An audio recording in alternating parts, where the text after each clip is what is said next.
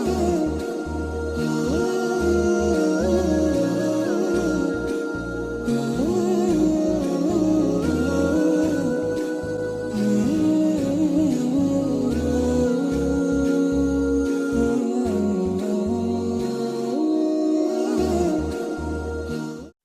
वालेकुम दोस्तों, आप सभी को हमारे इस अकबर पॉडकास्ट चैनल पर इस्तकबाल है। और हमारे आज के गेस्ट हैं मौलाना अमीर हमजा साहब सिराजी। चलिए आज हम उनको वेलकम करते हैं हमारे इस अकबर पॉडकास्ट चैनल पर। जी मौलाना, क्या खैरियत से है? जी अल्हम्दुलिल्लाह, अल्लाह का फजल है। मैं खैर से, आप कैसे हैं? जी अल्हम्दुलिल्लाह, अल्लाह का लाख लाख शुक्र है। अल्हम्दुलिल्लाह हम भी अच्छे हैं। और हमारे इस अकबर पॉडकास्ट चैनल पर आकर आपको कैसा लग रहा है? माशाल्लाह बहुत अच्छा लग रहा है, क्योंकि एक बहुत अच्छा काम कर रहे हैं। इसलिए कि आज पूरी कौम जो है किताबों से निकलकर ऑनलाइन पर आ गई है। जी जी तो इन्होंने एक अच्छा सोचा है कि चलो जब उम्मत ऑनलाइन पर आ गई है तो ऑनलाइन के जरिए दीन फैलाएं। जी तो बहुत अच्छा काम कर रहे हैं, लोगों तक दीन की बातें पहुंचा रहे हैं। जी तो मैं सबको रेफर करूंगा कि आप भी सब सब्सक्राइब करें और खूब इनकी वीडियो को देखें, दीन की नई नई अच्छी बातें जो है। और अगर कोई आपको सवाल हो तो आप इनसे पूछ सकते हैं। इंशाल्लाह वो किसी आलिम साहब से पूछकर वो आपको बता देंगे इंशाल्लाह। जी जी मौलाना, ज़रूर। हम हमारे व्यूवर्स को यही दिन का मालूमात देने के लिए हम इस पॉडकास्ट को चला रहे हैं। चलिए, अब करीब में बकरीद आ रहा है, उसी उन्वान पर आज हम हमारे मौलाना से कुछ बातें आपसे शेयर करेंगे। जी चलिए, पहला सवाल उनसे करते हैं। जी मौलाना, ईद उल अजहा नाम दो लफ्जों से बना है। ईद और अल अजहा, इनका मतलब क्या है? नहमदुन व सल्ली अला रसूलिल करीम, अम्मा बाद।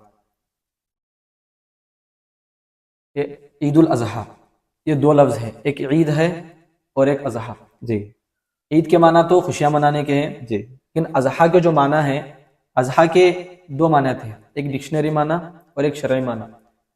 डिक्शनरी माना होते हैं अजहा के चाश्त के वक्त में इबादत करना, जी यानी जब सूरज थोड़ा सा ग्रुप होकर ऊपर जाता है तो उस वक्त में इबादत करने के माना में थे। लेकिन शरीयत में अजहा उसको कहते हैं कि मखसूस दिन में, मखसूस वक्त में, मखसूस जानवर की मखसूस नियत के साथ कुर्बानी करने को अजहा कहते हैं। अच्छा है। आपने ईद उल अजहा के बारे में दो लफ्जों के माने एक अच्छे तरतीब के साथ में बताए हैं हमारे व्यूअर्स को, शुक्रिया।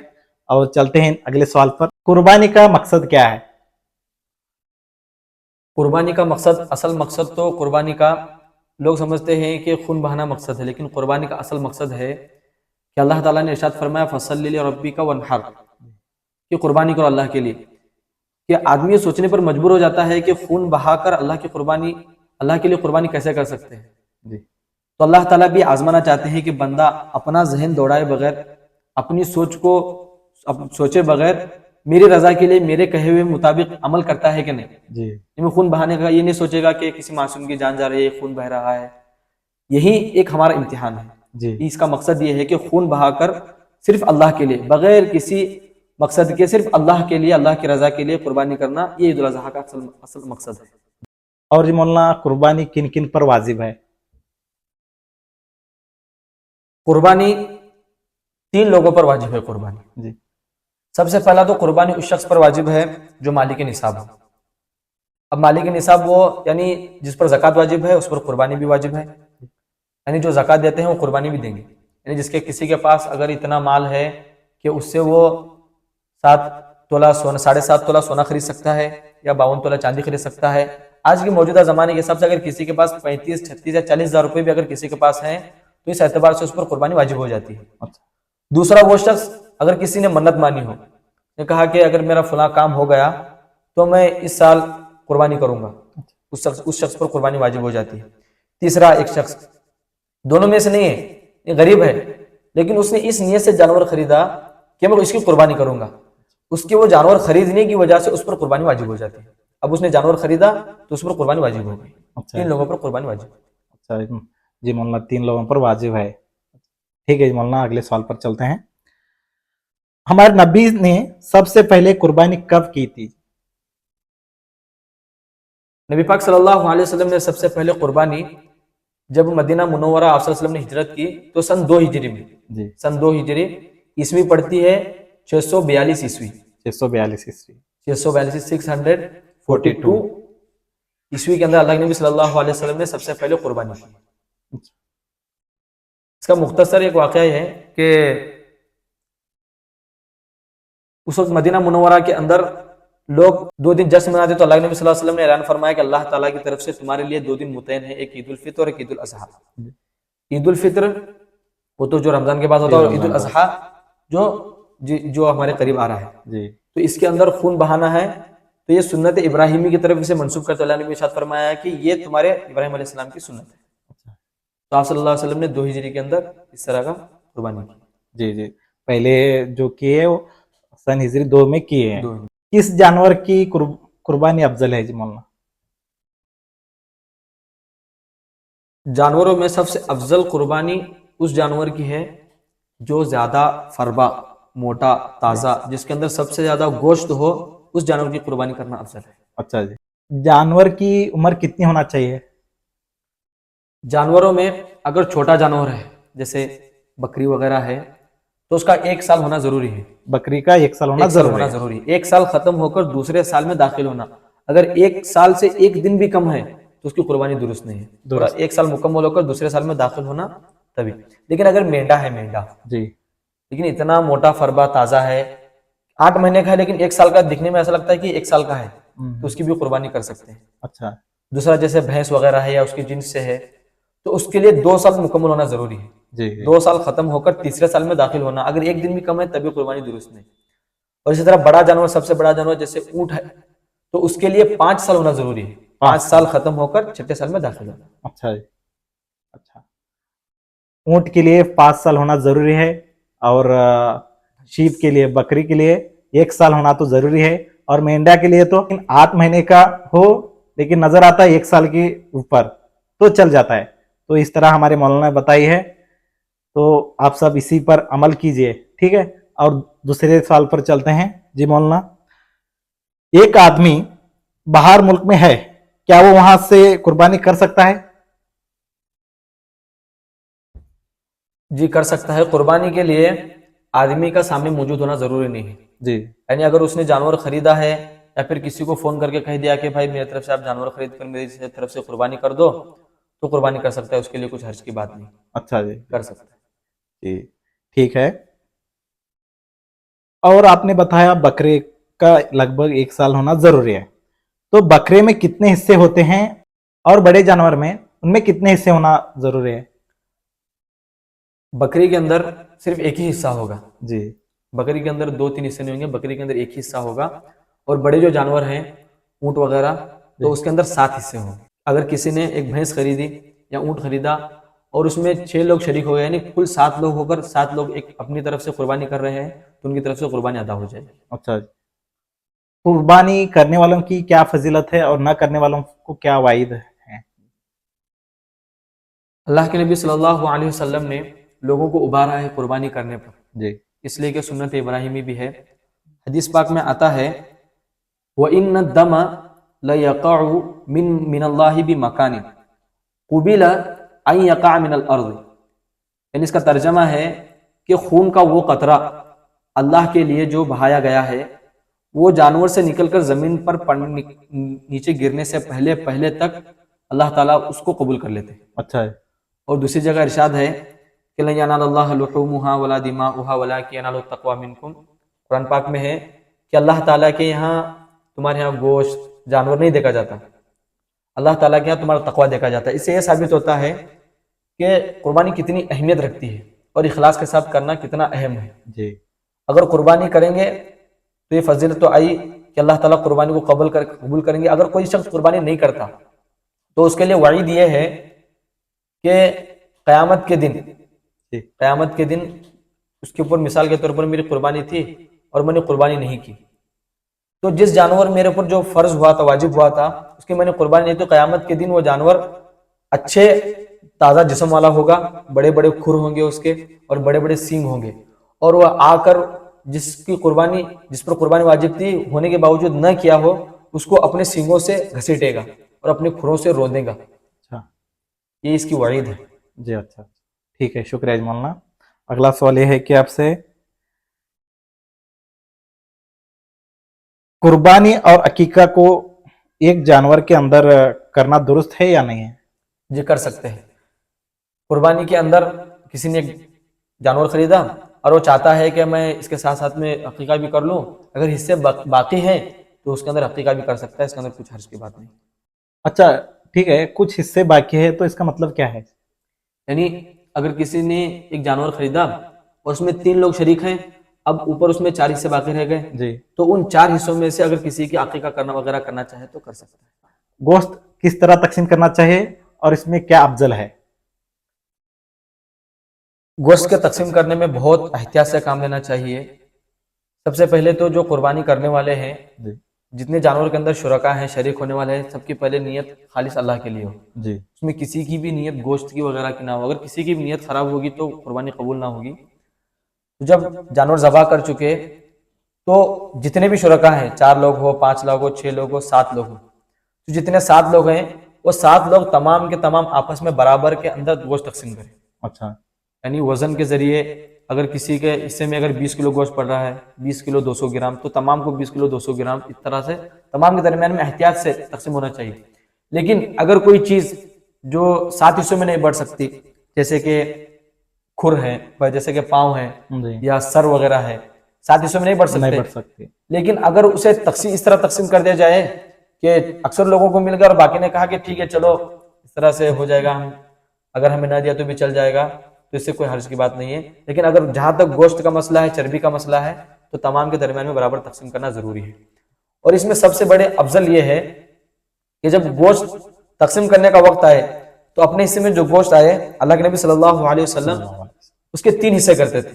जी सबसे पहला हिस्सा हदीस में आया है कि सबसे पहले अल्लाह के नबी ने फरमाया कि वद्दखिरु वकुलू वद्दखिरु, कि खाओ और जखीरा भी कर सकते हो। अगर कोई शख्स तकसीम ना करके पूरा अपने लिए भी रखे तभी उसके लिए कुछ हर्ज की बात नहीं है। अगर पूरा खाना चाहे तो भी खा सकता है, अगर पूरा तकसीम करे तब भी कुछ हर्ज की बात नहीं। लेकिन अफजल ये है कि उस गोश्त को 3 हिस्से में डिवाइड करे। पहला एक हिस्सा होगा वो अपने लिए रखे, अपने लिए, अपने घर वालों के लिए, बीवी बच्चों के लिए रखे, और दूसरा जो उसका हिस्सा होगा वो अल्लाह के नबी सल्लल्लाहु अलैहि वसल्लम मेहमानों के लिए रखा करते थे। यानी अगर कोई मेहमान आ जाए, दोस्त अहबाब आ जाए तो उनको खिलाएंगे। और तीसरा जो हिस्सा है वो हक है गुरबा और मसाकिन का, जो गरीब है, मिस्किन है, जो कुर्बानी नहीं कर सकते तो उनको देंगे। इसके 3 हिस्से करना यह अवसर है। जी मौलाना, हम तो अक्सर देखा है कि लोग क्या करते हैं, तोल नहीं करते, ऐसा ही नॉर्मली हिस्से कर देते हैं। क्या ऐसा कर सकते हैं? नहीं, इस तरह करना बिल्कुल दुरुस्त की बात है। अगर इस तरह करेंगे तो फिर कुर्बानी की कबूल न होने में अंदेशा है। अच्छा इसलिए कि अंदाजे से तकसीम करना दुरुस्त की बात नहीं, इसलिए तोलना जरूरी है। तोलना जरूरी है। अच्छा ठीक है मौलाना, शुक्रिया। और अगले सवाल पर चलते हैं। बकरीद का जिक्र कुरान में किस तरह आया है जी मौलाना? कुरान करीम में सूरे कौसर की दूसरी आयत है, फसल्लि लिरब्बिका वनहर, कि तुम अल्लाह के लिए कुर्बानी करो। नहर के माना आते जबा करने के, तो ही उसी से साबित है। और दूसरा वही जो इससे पहले मैंने आयत पढ़ी, लन यनालल्लाह लुहूमुहा वला दिमाउहा वलाकिन यनालुहु तक़वा मिनकुम, तो इससे भी साबित होता है कि कुर्बानी अल्लाह ताला ने कुरान में मशरू किया है कि तुम कुर्बानी करो। अच्छा जी, या 2 ही आयतों में जिक्र हुआ है या नहीं, और बहुत सारी जगह पर है, लेकिन ये 2 मखसूस आयतें हैं जो आमतौर पर बयान की जाती है, लेकिन कुरान में बहुत जगह पर बहुत जगहों पर है। अच्छा शुक्रिया जी मौलाना। और जी मौलाना, बकरीद किस नबी से जुड़ा है और ये किस तरह आया है? बकरीद ये हजरत इब्राहिम अलैहिस्सलाम से जुड़ा हुआ है और उन्हीं की तरफ मंसूब करते हुए कहा गया कि सुन्नत अबीकुम इब्राहिम, यह तुम्हारे बाप इब्राहिम अलैहिस्सलाम की सुन्नत है। जी तो इसका एक मुख्तसर वाकया है कि हजरत इब्राहिम अलैहिस्सलाम जब सोए हुए थे तो उन्होंने ख्वाब में देखा कि उन्होंने अपने बेटे हजरत इस्माइल अलैहिस्सलाम को ज़बह कर रहे हैं। अच्छा तो वो अपने वालिद साहब अपने बेटे के पास गए और कहा कि इन्नी अरा फिल मनामी अन्नी अज़बहुका फंजुर माज़ा तरा। अपने बेटे से कहा कि बेटे, मैं ख्वाब में मैंने देखा है कि मैं तुम्हें ज़बह कर रहा हूँ, तुम्हारे इस बारे में क्या राय है? तो बेटे ने कहा क़ाल या अबती फ़अल मा तुअमर सतजिदुनी इंशाअल्लाहु मिनस साबिरीन, कि ए मेरे अब्बा, अल्लाह ने जो आपको ख्वाब में दिखाया है आप उसको हकीकत में कर दीजिए, इंशाअल्लाह आप इस तरह अगर करेंगे तो आप सब्र करने वालों में से पाएंगे। तो दोबारा अल्लाह ताला की तरफ से जब वो कुर्बानी करने के लिए गए तो अल्लाह ताला की तरफ से जिब्रील अलैहिस्सलाम के जरिए पैगाम आया, फलम्मा अस्लमा वतल्लहु लिलजबीन वनादैनाहु अय्या इब्राहिम قد صدقت الرؤيا. جب وہ اپنا وعدہ پورا کرنے لگے تو اللہ کی طرف سے یہ جبرائیل علیہ السلام نے پیغام، اللہ تعالیٰ کی طرف سے جبرائیل علیہ السلام یہ پیغام لے کر آئے کہ اے ابراہیم تو نے اپنا وعدہ سچ کر دکھایا، اللہ تعالیٰ نے تمہاری قربانی کو قبول کر دیا اور اس کی جگہ پر ایک دمبا جنت سے لا کر ذبح کیا گیا. تو اسی کو اللہ تعالیٰ نے دیکھتے ہوئے ابراہیم علیہ السلام کو یہ عمل پسند آیا تو امت کے اوپر یہ مشروع کر دیا کہ آپ قربانی کرو. اس کا اصل مقصد ہے اللہ تعالیٰ کی رضا، کہ جس طرح بغیر سوچے سمجھے ابراہیم علیہ السلام نے اپنی بیٹے کو ذبح کرنے پر راضی ہوئے، اسی طرح انسان بغیر سوچے سمجھے جانوں کو ذبح کر اللہ تعالیٰ کی رضا حاصل کرے. اچھا جی، اس کے بعد میں سب نبیاں تو ذبح کرتے رہے اور عید الاضحیٰ مناتے رہے. جی ہاں، عید الاضحیٰ یہ ابراہیم علیہ السلام کے ساتھ خاص نہیں ہے، بلکہ آدم علیہ السلام کے زمانے سے قربانی کا سلسلہ چلا ہوا آ رہا ہے. اچھا ہے. اس کا ایک مختصر واقعہ ہے کہ حضرت آدم علیہ السلام کے اولاد میں سے حابل اور قابل بہت مشہور ہیں. جی. تو حابل جو تھے انہوں نے ایک جانور ذبح کیا، اور جو قابل تھے انہوں نے کھیتی کی. اور کھیتی سے جو پیسے نکلے، جو غلہ نکلا، انہوں نے وہ صدقہ کرنا چاہا. تو پہلے کیسا تھا؟ پہلے آج اللہ کا یہ شکر ہے کہ اللہ تعالیٰ نے اس امت پر وسعت کر دی ہے، احکامات میں تمام چیزوں میں وسعت کر دی ہے کہ ذبح کرو تو گوشت تقسیم کر کے کھاؤ. لیکن پہلے اس طرح نہیں تھا. صدقہ زکوٰۃ کا مال پورا لے جا کر پہاڑ پر رکھنا پڑتا تھا، اسے آسمان سے آگ آ کر کھاتی تھی. اچھا. تو جب حابل نے اپنا جانور ذبح کر کے پہاڑ پر رکھا تو ایک آگ آئی اور کھا گئی، اور قابل نے جو اپنا مال رکھا ہوا تھا تو آگ نے اسے نہیں کھایا. تو اس سے یہ معلوم ہوتا ہے کہ یہ جو سلسلہ چلا ہوا آ رہا ہے یہ تمام حضرت آدم علیہ السلام کے اس زمانے سے چلا آ رہا ہے قربانی کا سلسلہ. لیکن مخصوص عمل اللہ تعالیٰ کو ابراہیم علیہ السلام کے ذریعے کروانا تھا، اور ابراہیم علیہ السلام کا عمل اللہ کو پسند آیا تو اس کی طرف منسوب کرتے ہوئے اللہ تعالیٰ نے اس امت پر مشروع کیا. اچھا جی، ابراہیم علیہ السلام سے مخصوص اللہ تعالیٰ نے شروع کیا. ٹھیک ہے جی مولانا، شکریہ. عید الاضحیٰ کے 10 روزے ہیں تو ان کے بارے میں تھوڑا بتائیے ہمارے ویورز کو. عید الاضحیٰ کے جو 10 روزے ہیں 1 ذی الحجہ سے لے کر 10 ذی الحجہ، جی، یعنی جس دن عید ہوتی ہے اس دن 1 ذی الحجہ سے لے کر 10 ذی الحجہ تک کے عید کے روزے رکھنا. یہ جو روزے رکھنا ہے 10 روزے، یہ کوئی فرض نہیں ہے، جی، واجب بھی نہیں ہے، لیکن مستحب ہے. اس کی بہت بڑی فضیلت آئی ہے. قرآن میں خود اللہ تعالیٰ نے ان 10 دنوں کی قسم کھائی ہے. جیسے سورہ فجر ہے، والفجر ولیال عشر. تو جو 10 راتوں کی اللہ نے قسم کھائی ہے، اللہ نے قسم کھائی فجر کی اور اللہ نے قسم کھائی 10 راتوں کی. یہ جو 10 راتیں ہیں اس سے مراد ہی 10 راتیں. علماء کرام کہتے ہیں کہ اس سے مراد 1 تاریخ سے لے کر 1 ذی الحجہ سے 10 ذی الحجہ تک کے 10 دن مراد ہے. یہ تو قرآن سے ہوا. اس کی فضیلت اللہ کے نبی صلی اللہ علیہ وسلم نے اس طرح ارشاد فرمائی کہ کسی شخص پر ذی الحجہ کا مہینہ آئے، اس پر جہاد سے بھی افضل ایک عمل ہے، جہاد سے بھی افضل اس پر عمل ہے. اس میں سے سب سے پہلا عمل ہے کہ وہ 10 دن کے روزے رکھے اور قربانی کرے. صحابہ نے پوچھا اللہ کے نبی کیا جہاد سے بھی افضل ہے؟ تو اللہ کے نبی صلی اللہ علیہ وسلم نے ارشاد فرمایا جہاد سے افضل ہے، لیکن وہ جہاد کہ آدمی اپنا پورا مال سامان لے کر اللہ کے راستے میں نکل جائے اور لوٹنے کی امید نہ ہو، اور بغیر کچھ ہاتھ لگے، بغیر کچھ مال غنیمت کے واپس آ جائے، یہ افضل ہے. لیکن جہاد یعنی اگر عام طور پر اعلان ہوا کہ چلو جہاد کرنا ہے، اس طرح عام طور پر جہاد کرنے کے لیے تمام عام اعلان ہوا کہ کوئی اس میں کوئی آ سکتا ہے نہیں آ سکتا، تو اس سے افضل آدمی کے لیے یہ ہے کہ ان 10 دنوں کے روزے رکھے. یعنی جتنا ثواب ان 10 دنوں کے روزے رکھنے اور قربانی کرنے سے حاصل ہوتا ہے، اتنا عام اعلان ہونے کے بعد جہاد میں نکلنے سے جتنا ثواب ہوتا ہے اس سے زیادہ ثواب اس میں ملے. اچھا جی مولانا، شکریہ. آپ نے اچھے طرح سے اچھے اندازوں میں روزوں کے بارے میں بتائی ہے. عید الاضحیٰ کے 1 تاریخ سے لے کر 10 تاریخ تک روزے رکھ سکتے ہیں. وہ 10 روزے ہی ہوتے ہیں اور اللہ تعالیٰ نے ان 10 روزوں کے بارے میں قسم کہی ہے. تو آپ سب ان 10 روزوں کو رکھنے کی کوشش کیجیے. ٹھیک ہے، اور اگلے سوال پر چلتے ہیں. جی مولانا.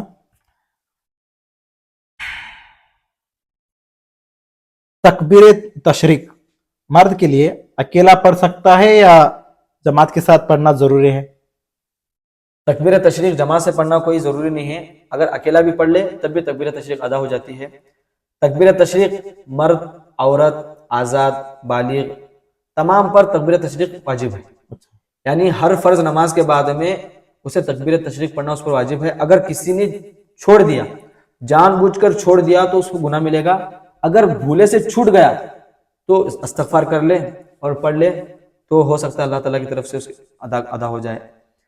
اور تکبیر تشریق کے جو ایام ہیں بعض لوگ کو معلوم نہیں رہتا تکبیر تشریق کب سے ہے، تو اس کا آسان اب میں کہوں گا 9 ذی الحجہ سے لے کر 12 ذی الحجہ کے عصر تک تو لوگوں کو سمجھ میں نہیں آیا. جی عید کے ایک دن پہلا ہمارے عام زبان میں اگر عید جس دن ہم قربانی کرتے ہیں اس سے ایک دن پہلے صبح کی نماز سے لے کر جس دن ہم آخری دن تک قربانی کر سکتے ہیں، 3 دن تک قربانی کر 3 سکتے دن ہیں، تک قربانی کر تو جس دن آخری دن تک ہم قربانی کر سکتے ہیں اس دن کی عصر کی نماز تک ہم پر تکبیر تشریق ہر فرض نماز کے بعد میں واجب. اچھا جی، ہر نماز کے بعد میں 3 دن تک نماز پڑھ سکتے ہیں ہم. جی اچھا جی مولانا، آپ بتائے تھے کہ عورت پر بھی قربانی کرنا واجب ہے، تو کیا وہ عورت اپنے شوہر سے ریکویسٹ کر سکتی ہے؟ عورت پر اگر قربانی واجب ہے تو بذات خود اسے ادا کرنا ہوگا. جی وہ شوہر سے ریکویسٹ تو کر سکتی ہے لیکن زبردستی نہیں کر سکتی کہ آپ میرے طرف سے قربانی کرو کرو کرو. جی اگر شوہر کر دے تو اس کی طرف سے ادا تو ہو جائے گی، اگر شوہر نہ کرے تو شوہر کے اوپر کچھ گناہ نہیں ہے. اگر بیوی کے پاس پیسہ نہیں ہے یا پھر وہ کسی سے قرض لے سکتی ہے، جیسے اپنے شوہر سے وغیرہ قرض لے سکتی ہے، یا کوئی اپنے زیورات وغیرہ ہیں تو اسے بیچ کر اس میں سے جو رقم حاصل شدہ ہے اسے اگر قربانی کرنا چاہے تو کر سکتی ہے. اگر نہیں کری، جس کو واجب تھی اگر نہیں کی، ایام نہر گزر گئے یعنی قربانی کے دن گزر گئے، تو اس کے بعد میں جتنے جانور کی رقم ہوتی ہے اتنی رقم اس کے لیے صدقہ کرنا واجب ہے. اور کیا عورت بھی ذبح کر سکتی ہے؟ ہاں، یہ آپ نے بہت اچھا سوال پوچھا ہے کہ عام طور پر یہ مسئلہ بھی پیش نہیں آتا. لوگ اس مسئلے کو زیادہ تر لوگ سوچتے بھی نہیں ہیں. عورت خود ذبح بھی کر سکتی ہے اور ذبح کرنے کے بعد میں عورت کے ہاتھ کا جو ذبح کیا ہوا ہے وہ کھا بھی سکتے ہیں. اس میں بھی کچھ حرج کی بات نہیں، ایسا نہیں ہے کہ عورت ذبح کی ہے تو ہم نہیں کھائیں گے، ایسا کچھ نہیں ہے. عورت خود ذبح بھی کر سکتی ہے اور اس کا ذبح کرنے کے بعد میں گوشت حلال بھی ہوگا. ناپاک کی حالت میں بھی کر سکتی ہے؟ ہاں جی، ناپاکی کی حالت میں بھی کر سکتی ہے، کیونکہ ناپاکی کی حالت میں صرف عبادات اس سے ساقط ہے. یعنی صرف نماز نہیں پڑھے گی، روزہ نہیں رکھے گی، حج کے ارکان جو ہے وہ نہیں کرے گی. باقی کے جو چیزیں ہیں یعنی جس طرح ذبح کرنا چاہے تو وہ بھی کر سکتی ہے، اس کے اندر کچھ حرج کی بات نہیں. جی اچھا ٹھیک ہے. اگلا سوال یہ ہے کہ عید کی نماز کے بعد کیا عید مبارک دینا ضروری ہے؟ یہ بھی بڑا اچھا سوال ہے کہ لوگ اکثر عید کی نماز کے بعد میں یہ سمجھتے ہیں کہ عید کی مبارکباد دینا ضروری ہے اور مصافحہ کرنا بھی ضروری ہے اور معانقہ یعنی ایک دوسرے سے گلے ملنا بھی ضروری ہے. یعنی خوب ایک بات آپ ذہن نشین کر لیں، سمجھ لیں کہ ہر وہ کام جس کو اسلام نے کہیں پر بھی نہیں بتایا، ہر وہ عمل جو نہ قرآن میں ملتا ہے نہ حدیث میں ملتا ہے، اگر ہم عمل اپنے اوپر ضروری سمجھ لیتے ہیں تو وہ بدعت کے درجے میں ہے. اور بدعت کے بارے میں حدیث میں ہے کلو بدعۃ ضلالہ و کلو ضلالۃ فی النار، کہ ہر نیا کام جو دین میں پیدا ہوگا وہ بدعت ہے اور ہر بدعت گمراہی ہے اور گمراہی کا ٹھکانہ صرف دوزخ ہے. یہ سمجھنا کہ عید کی نماز کے بعد میں ایک دوسرے کو عید کی مبارکبادی دینا، مصافحہ کرنا، ایک دوسرے سے گلے ملنا ضروری ہے تو یہ بدعت ہے. شرعاً اس کی بالکل اجازت نہیں ہے، اگر اس طرح کرتے ہیں تو شرعاً یہ ناجائز. جی مولانا، میں نے دیکھا کہ اکثر لوگ گھر گھر جا کر عید کی نماز کے بعد گھر گھر جا کر ملتے ہیں، کیا وہ بھی جانا گھر گھر جا مل کر مبارک دینا ضروری ہے؟ نہیں، ضروری تو نہیں ہے، یہ اسی کے درجے میں، اگر ضروری ہم سمجھ لیں تو بدعت کے درجے میں ہے. لیکن ایک بات ہے کہ آدمی اپنی خوشی کا اظہار کر سکتا ہے. اچھا، یہ ضروری نہ سمجھے اپنے اوپر کہ مجھے ضروری ہے بھائی کو معانقہ کرنا، بھائی کو مصافحہ کرنا، عید مبارکباد دینا ضروری نہ سمجھے. اپنی خوشی کا اظہار کرنے کے لیے اگر کہہ دے کہ آج عید کا دن مبارک دن ہے، آپ کے لیے اچھا گزرے، میرے لیے اچھا گزرے، اور مصافحہ کر لے تو کچھ حرج کی بات نہیں. اگر خوشی ظاہر کرنے کے لیے کرتا ہے تو چل جائے گا، اگر ضروری سمجھ کر کرتا ہے تو بالکل اس کی اجازت نہیں. اچھا جی ٹھیک ہے. جی مولانا، آپ نے بتایا کہ اکثر لوگ، تو میں نے دیکھا ہے کہ اکثر لوگ کیا کرتے ہیں، جانا ضروری ہے اور ہاتھ ملنا ضروری ہے، عید مبارک دینا ضروری ہے. عید مبارک نہیں دینے پر لوگ ناراض بھی ہو جاتے ہیں، بہت سے لوگ ایسے کرتے ہیں. تو آپ نے بہت اچھی بات بتائی کہ لوگوں کو سمجھ آئے اور اس کو ضروری ہی مت سمجھنا. اگر ضروری سمجھو گے تو یہ کیا ہوگا، ناجائز ہو جائے گا. تو اس پر عمل کریے. ٹھیک ہے. اور اگلا سوال یہ ہے کہ جی مولانا، آپ سے جانور کے چمڑے کے ساتھ کیا کرنا چاہیے؟ ماشاءاللہ، یہ بھی اچھا سوال ہے. جی بعض لوگ ہمارے معاشرے کے اندر، ہمارے ماحول میں اس طرح ہے کہ جانور ذبح کرنے کے بعد میں اس کا جو چمڑا ہے اس کو مدرسوں کو دیا جاتا ہے. تو دے سکتے ہیں، کچھ حرج کی بات نہیں ہے. اگر وہ چمڑا اپنے لیے بھی استعمال کرنا چاہے، لوگ کو یہ بات معلوم نہیں ہے کہ اگر وہ چمڑا اپنے ذات کے لیے استعمال کرنا چاہے تو بھی کروا سکتا ہے. جیسے کہ کسی نے چمڑا سکھا کر اپنے جوتے بنوا لیے، چل جائے گا.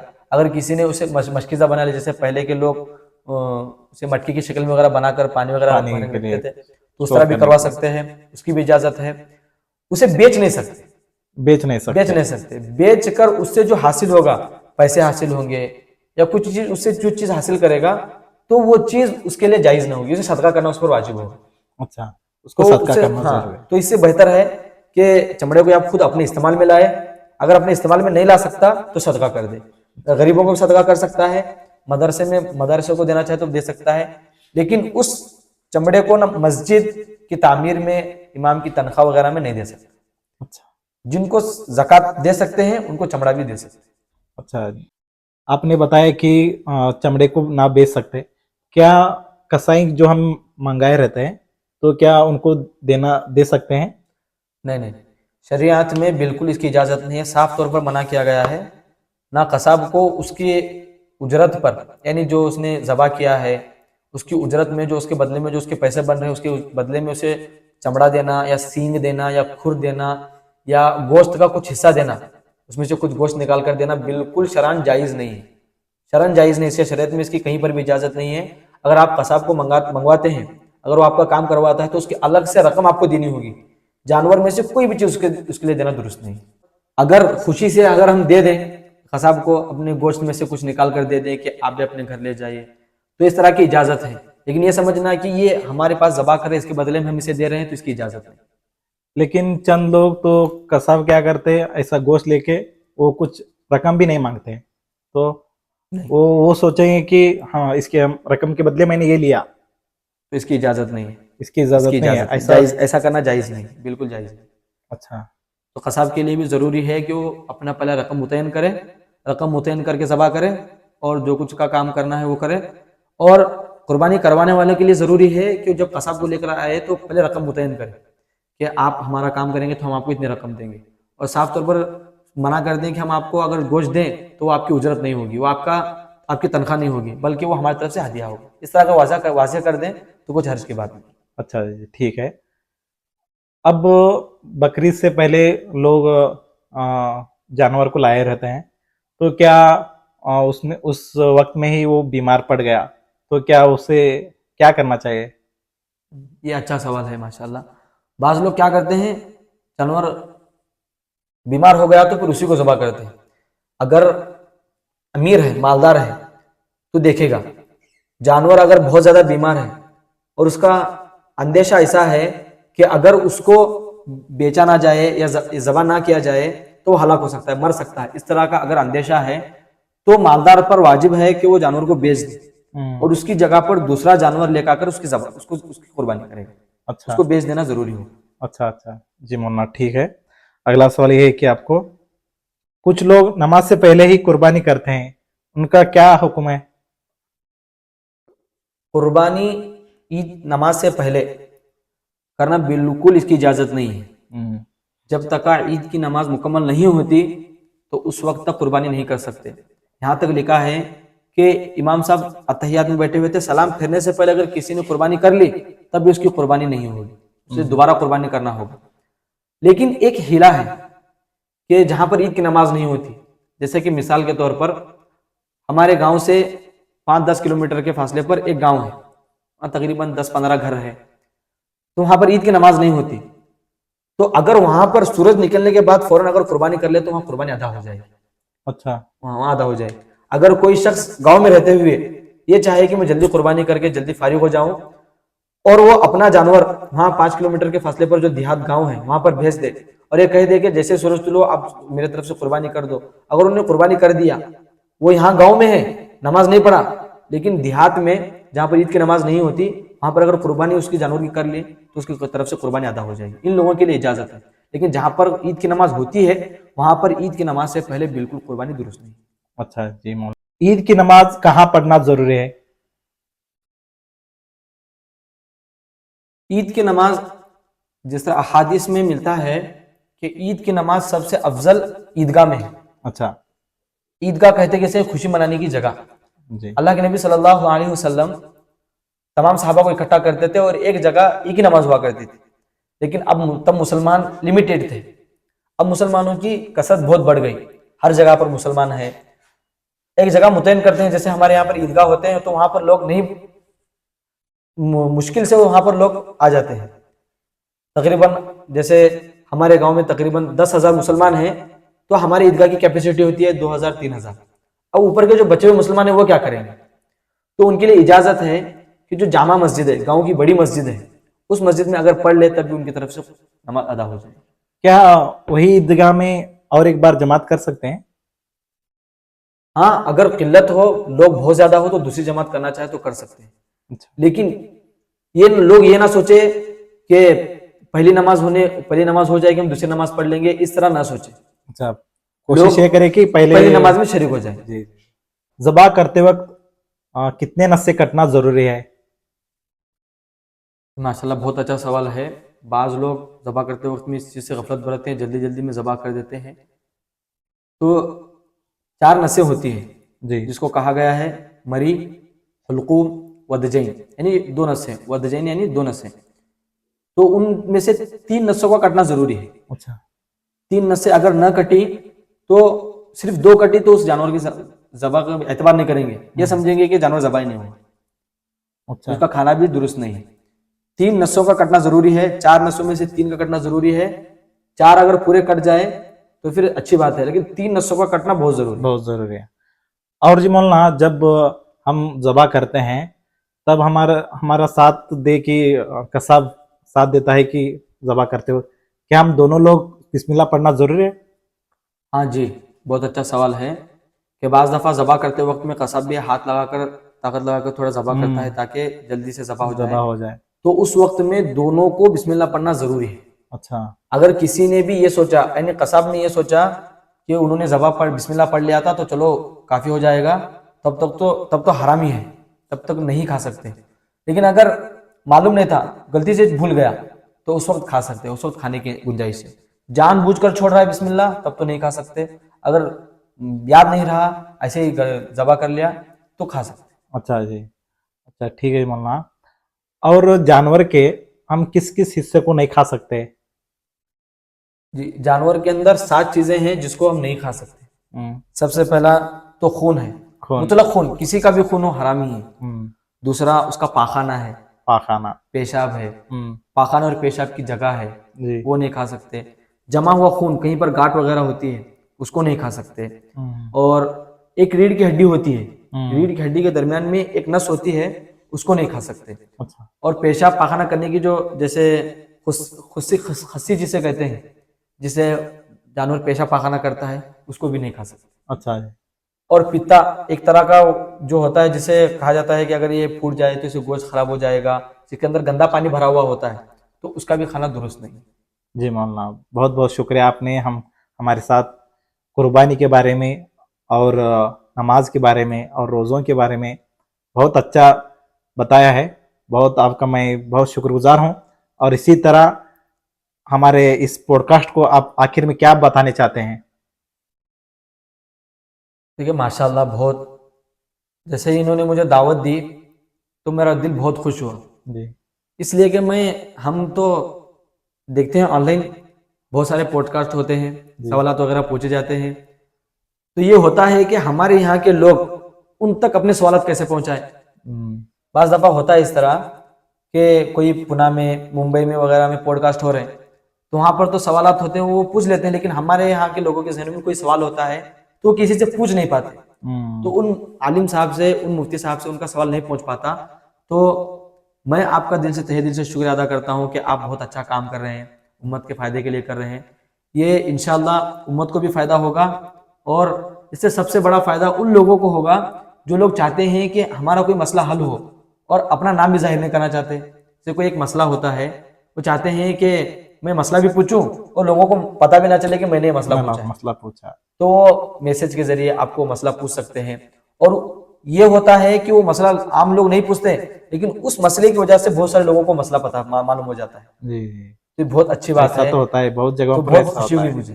جی مولانا, میں نے تو بہت جگہوں پر دیکھا ہے, ہمارے مسجد میں اکثر میں نے ایسا دیکھا ہے. میں نہیں मैंने उस सवाल के बारे में मेरे को पता ही नहीं था, लेकिन कहीं ने आके पूछा तो मैं उधर जब बैठा रहता हूँ तो मेरे को उसका इल्म भी मेरे को भी मिल जाता है। ऐसे बहुत जगहों पर ऐसा हुआ है मेरे साथ भी। ये बहुत अच्छी बात है माशाल्लाह जी आपने शुरू किया है। तो जिन लोगों के मसाइल उन बड़े उलमा तक नहीं पहुंच सकते, तो उन लोगों के मसाइल आपका एक प्लेटफॉर्म है। तो कोई आपको एसएमएस कर दे या आपको कोई फ़ोन वगैरह से कोई मसाइल आप पूछ सकते हैं, इनसे कोई भी मसला पूछ सकते हैं। माशाल्लाह एक से एक जय्यद आलिम भरे हुए हैं, जी हमारे से बड़े बड़े उलमा कराम हैं। जितने भी मसाइल आपका कोई भी मसला होगा तो कुरान और हदीस की रोशनी में उसकी तहकीक की जाएगी मुकम्मल। जी देखेंगे कि कुरान में किस तरह जिक्र है, हदीस में किस तरह जिक्र है और किताबों में किस तरह है, उसके मुताबिक आपको फैसला सुनाया जाएगा। मैं आपका भी शुक्रिया अदा करता हूँ। अल्लाह ताला इंशाल्लाह आपको इसका बहुत बड़ा अजर देंगे इंशाल्लाह। जी मौलाना बहुत शुक्रिया। तो चलिए दोस्तों, आप हमारे इस वीडियो को यहाँ तक देखने के लिए बहुत शुक्रिया, और इसी तरह हमारे इस अकबर पॉडकास्ट चैनल को सब्सक्राइब कीजिए और शेयर कीजिए और कमेंट कीजिए। आपका कुछ सवाल हो तो कमेंट के ज़रिए हमारे तक पहुँच जाएगा, हम उसको उलमाओं से तहकीक करके हम आप तक पहुँचाएंगे। जी अस्सलामु अलैकुम वरहमतुल्लाहि वबरकातुहू।